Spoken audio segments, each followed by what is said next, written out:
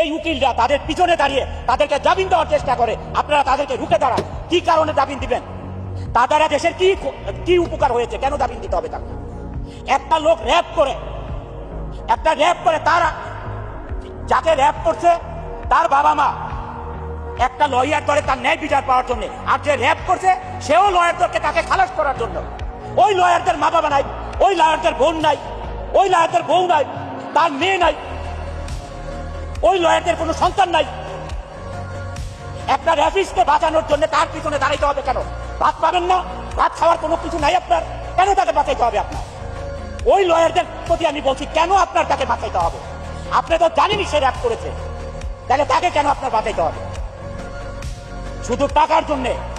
এই টাকা না কামাইয়া আপনার সংসার আরো ভালো চলবে, পবিত্রতার সহিত চলবে, আপনার ছেলে মেয়েরা ভালো থাকবে, সুশিক্ষিত হবে।